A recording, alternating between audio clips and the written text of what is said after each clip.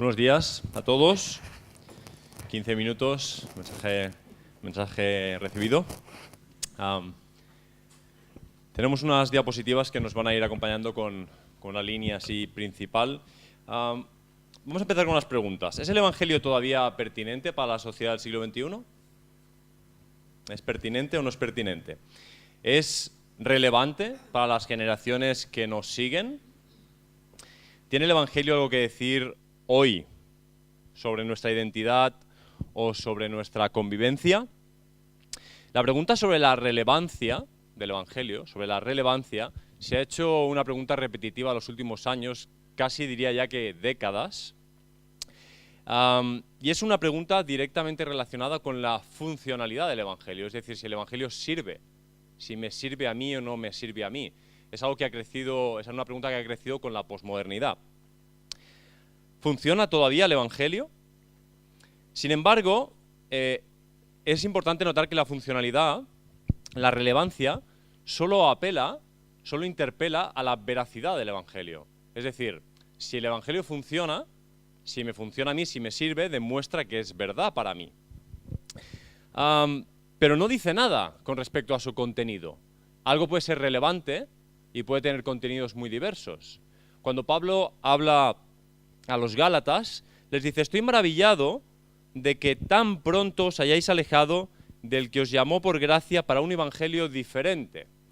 No que haya otro, les dice, sino que hay algunos que os inquietan y quieren pervertir el evangelio del Mesías.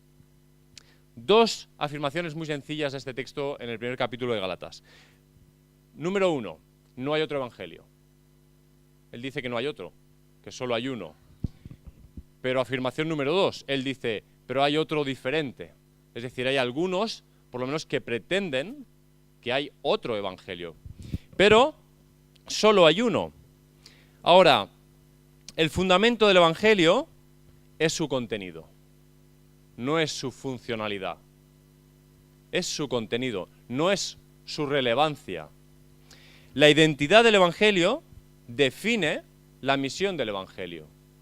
El evangelio tiene una identidad que explica lo que el evangelio hace. Y lo que el evangelio hace, lo hace por lo que el evangelio es, su contenido. Por lo tanto, vamos a ver el trasfondo de ese evangelio. Quiero citaros un par de cositas relacionadas con algo así como el suelo que pisa el evangelio. Y lo que os voy a citar es básicamente antropología bíblica. Es decir, es algo que encontrarás en cualquier teología sistemática, en sus primeros capítulos, esto de la doctrina del hombre, ahí lo vas a encontrar. Y es lo siguiente, dice Génesis 1:27, creó Elohim al hombre a su imagen, a imagen de Elohim le creó, macho y hembra lo creó. Hay un primer suceso en la historia de la humanidad, que es su creación, que marca la naturaleza de lo que somos. Somos creados a imagen de Dios. No voy a entrar a discutir ahora qué significa que somos creados a imagen de Dios. Eso tiene unos contenidos que no tenemos tiempo de ver ahora mismo. Pero significa como mínimo que la humanidad tiene un altísimo valor para Dios, una altísima dignidad y que hemos sido honrados con tener esa imagen de Dios. Ahora hay una segunda realidad del ser humano, que viene muy claramente expresada en Génesis 3, que es lo que llamamos la caída, y eso relata la deformación o destrucción de esa imagen. He usado estas palabras, deformación y destrucción, porque no quiero que nadie se me baje del carro, es decir, no vamos a discutir tampoco si la depravación del ser humano es total o no es total, pero lo que está claro es que la imagen queda completamente deformada, y el completamente lo interpretas como tú quieras, pero deformada. ¿La de quién? La de todo ser humano. Es decir, todo ser humano tiene altísima dignidad porque ha sido creado a imagen de Dios, pero todo ser humano ha quedado deformado en esa imagen de Dios. ¿Y por qué quería empezar poniendo este trasfondo? Por una razón muy sencilla. Todos sabemos que el Evangelio es un anuncio. La palabra Evangelio significa la buena noticia, el buen anuncio, pero ningún anuncio es dado en un vacío. Es dado en un contexto histórico. Y la realidad histórica del ser humano es la que os cito en este trasfondo. Que somos creados a imagen de Dios, pero que hemos deformado a la imagen de Dios. Y en esta desgracia de situación nos llega una buena noticia. Y así podemos acercarnos hacia el contenido, el anuncio del Evangelio. Y aquí quiero citaros dos cosas. En primer lugar, cuando Jesús abre su boca, en Marcos capítulo 1 dice: el tiempo se ha cumplido y el reino de Dios se ha acercado. Arrepentíos y creed en el Evangelio. El anuncio primario del Evangelio es el anuncio de la llegada, ojo, llegada de un reino. No una llegada futura, sino que Jesús está diciendo: ahora está llegando el reino. Ahora, si piensas en un reino, necesariamente, España es un reino, todavía, por lo menos, un reino es un espacio comunitario de relaciones, de convivencia. Es decir, un reino implica que hay un rey y que hay unos súbditos. Es un espacio de relaciones, no es un espacio individual, es un espacio comunitario. Por lo tanto, el Evangelio está siendo el anuncio de algo que es comunitario. La historia de la proclamación del Evangelio ha oscilado históricamente en un polo, moviéndose de lado a lado, entre dos posiciones que os las trato de explicar de la forma más sencilla posible.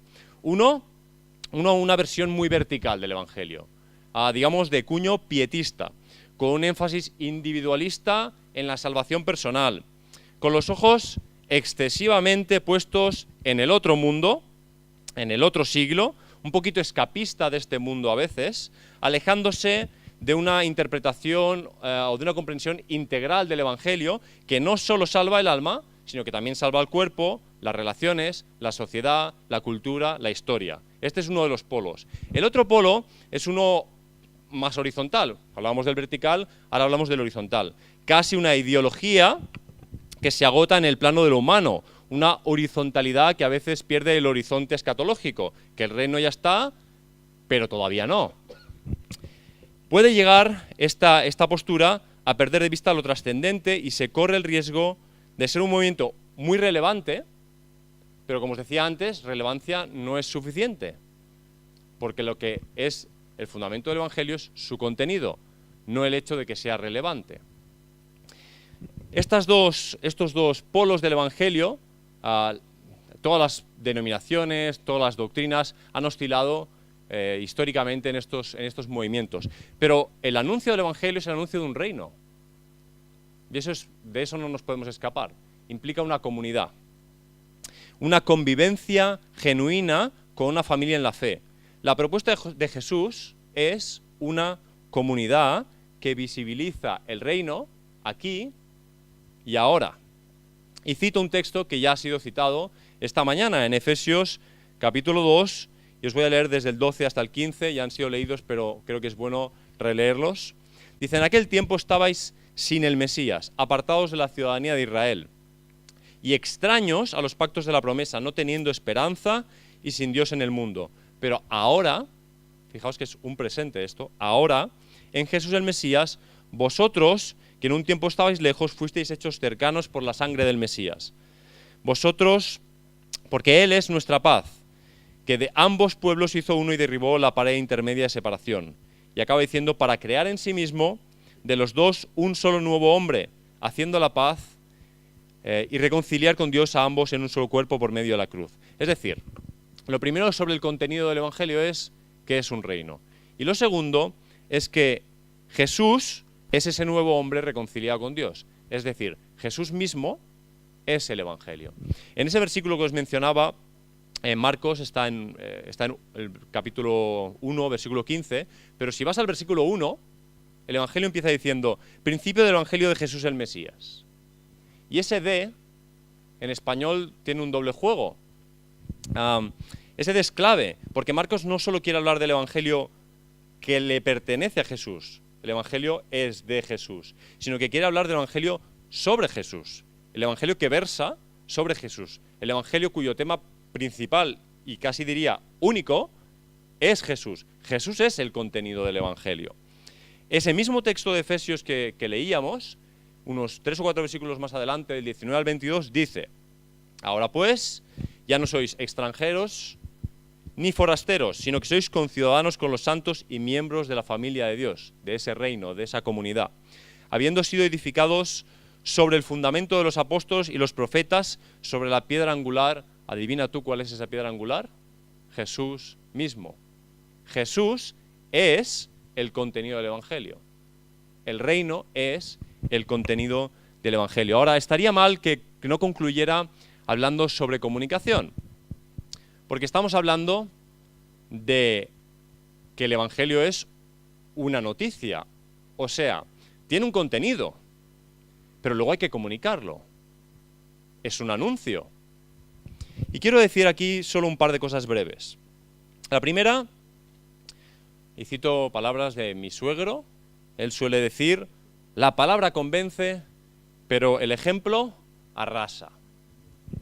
Y ahora voy a citar a John Stott, mi suegro y John Stott, dos personas del Señor. John Stott dijo algo así como que la encarnación de Jesucristo es el proceso de identificación cultural más brutal, más maravilloso que ha existido en la historia de la humanidad. Es decir, todos hemos citado muchas veces ese texto de Filipenses, Dios despojándose de sí mismo. Jesucristo en la encarnación se metió en nuestra cultura, dejó la suya para meterse en la nuestra. A veces eliminamos la encarnación de la proclamación del Evangelio y lo dejamos en una proclamación meramente verbal. Y no podemos disminuir de ninguna forma el valor de la proclamación verbal, pero no puede existir una proclamación solo verbal. Una palabra que no se encarna no es la palabra del Evangelio. Así que no nos vale con decir, este es el contenido del Evangelio. Tenemos que decir, este es el contenido y ahora tengo que averiguar cómo comunicarlo a las personas reales que existen a mi alrededor. Y eso también es parte del Evangelio, porque el Evangelio es un anuncio. Jesús, decía John Stott, más o menos le cito a él, no se quedó en su cómoda y segura inmunidad del cielo, sino que entró en nuestro mundo y se expuso a sí mismo al dolor, a la incertidumbre, a la alienación, a la soledad. Él se encarnó, Él se metió en nuestra cultura. La comunicación del Evangelio es una vida evangélica, entregada en misión, que se encarna en el otro, que se vacía de sí misma y que rompe las barreras de separación de las que nos hablaban esta mañana. Una palabra que no se encarna no es la palabra del Evangelio. Es romanticismo religioso, pero no es amor. Y lo segundo que quiero deciros sobre comunicación, lo quiero decir en base al texto en Hechos 2 de Pentecostés. Esta idea es de Justo González, no es mía. Es interesante lo que pasó en Pentecostés, porque Dios tenía dos posibilidades. Había 120 discípulos y una multitud de muchas culturas. Así que podía hacer, número 1, capacitar a todos los oyentes para que entendieran el idioma de los apóstoles. Podía haber hecho eso, ¿no? Que cada persona entendiera el griego, el hebreo, que se hablara. Lo segundo que podía hacer es que esos 120 fueran capacitados para proclamar el Evangelio en las lenguas de todos los oyentes. Y puede parecer algo, bueno, pues la una o la otra, tampoco es tan importante, pero en la comunicación del Evangelio nosotros ya confundimos suficiente el Evangelio con las formas, el Evangelio con nuestra cultura, el Evangelio con nuestra forma de explicar el Evangelio. Porque el Evangelio es comunicación. Menos mal que Dios eligió esta forma. La de expresar el Evangelio en 120, el número no lo sabemos exacto, culturas distintas ese mismo día. Porque es el paradigma que nos puede ayudar a nosotros a entender que el Evangelio es para todas las culturas. Es para todos los hombres, para todas las mujeres. Es para la convivencia de todas las culturas.